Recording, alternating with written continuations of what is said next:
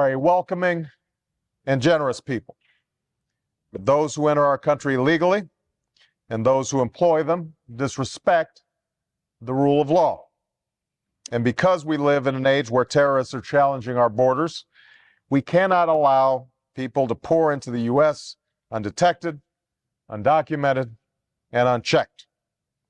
Americans are right to demand better border security and better enforcement of the immigration laws. Illegal immigration is bad for illegal immigrants and bad for the workers they compete against.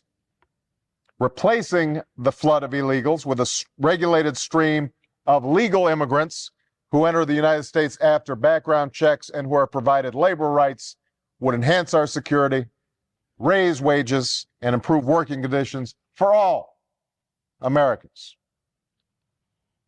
I fully appreciate, though, that we can't create a new guest worker program without making it as close to impossible as we can for illegal workers to find employment.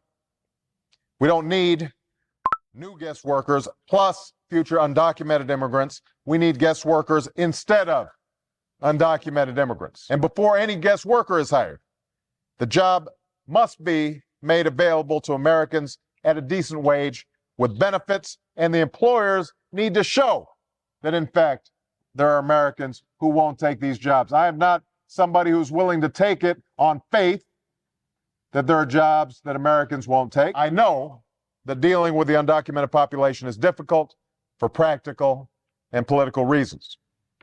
But we simply can't claim to have dealt with the problem of illegal immigration if we ignore the illegal resident population or pretend that they will leave voluntarily. One of the central components of immigration reform is enforcement, and this bill contains a number of important provisions to beef up border security.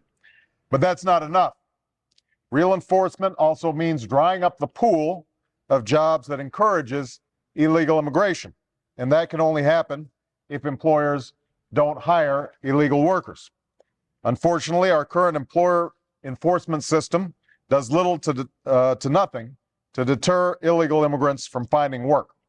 Just a few statistics. Overall, the number of workplace arrests of illegal immigrants fell from 17,552 in 1997 to 451 in 2002, even as illegal immigration grew during that time. Immigrants sneaking in through unguarded holes in our border is only part of the problem. As a host of former Bush immigration officials and members of Congress said in today's Washington Post, we must, and I quote, acknowledge that as much as half of the illegal immigration problem is driven by the hiring of people who enter the United States through official border points but use fraudulent documents or overstay visas, unquote.